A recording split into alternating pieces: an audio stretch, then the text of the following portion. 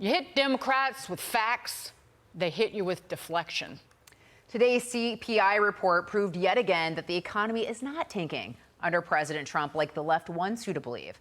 So here come the talking points. On the mat today, Scott Bessent versus Congresswoman Linda Sanchez. Get ready to groan along with the chamber.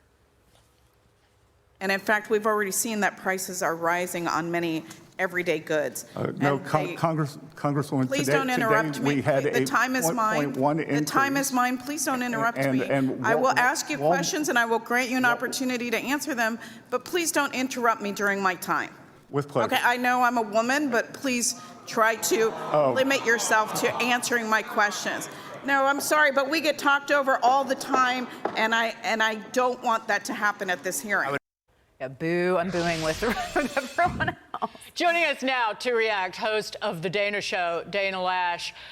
Dana, I'm surprised that she's not, non-binary at this point, given where the party has gone. But that's the Hillary Clinton school of using your gender as a crutch to both lean on and then smack you with when they have no facts and they want to lie with impunity.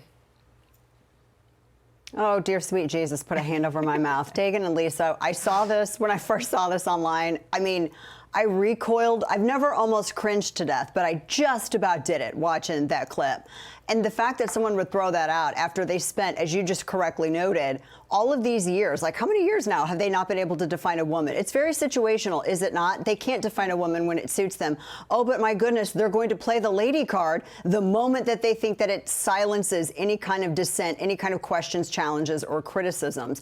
I mean, he was simply pointing out observable fact. I mean, that's not controversial.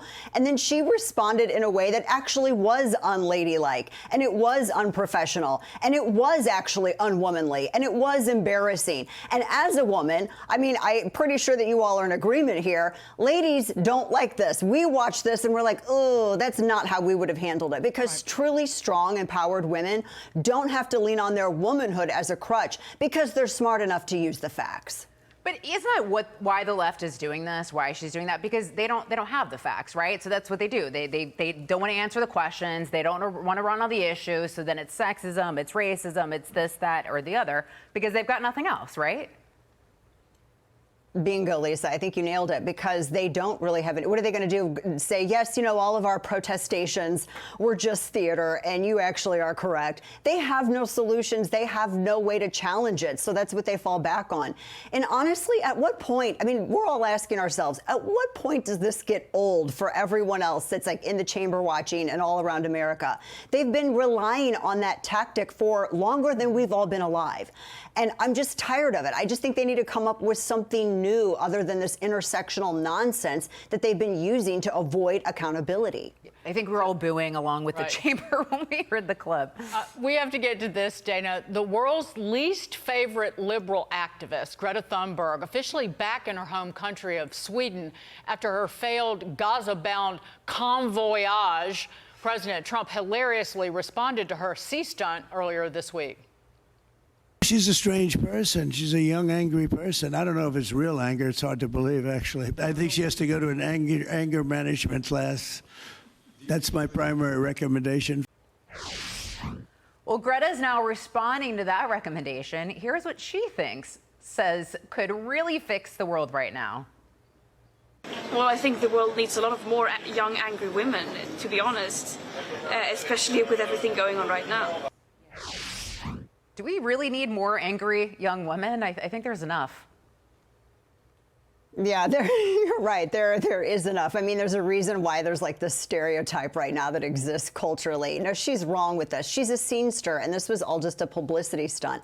I mean, I'm trying to wrap my mind around the fact that they had this like celebrity selfie flotilla of Meedum, and they were trying to bring some meager aid that they were feasting upon before they even got to shore, literally as Israel was delivering tons, like multiple tons of food to Gaza, which they didn't have to do. They just did it because, they were being nice to the people who tried to murder them all on October 7th.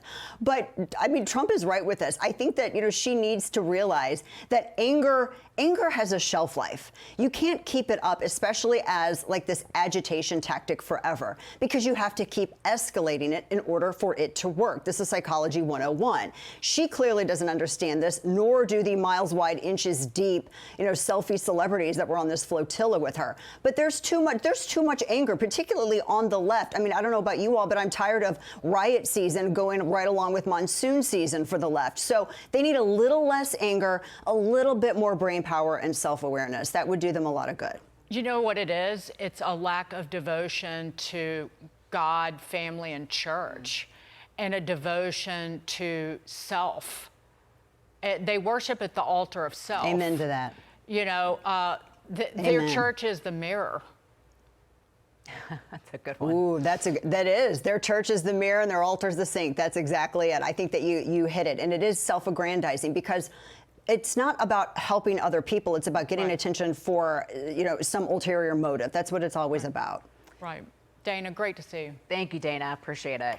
Good to Dana see Loesch. you. Thank you, Dagen and Lisa.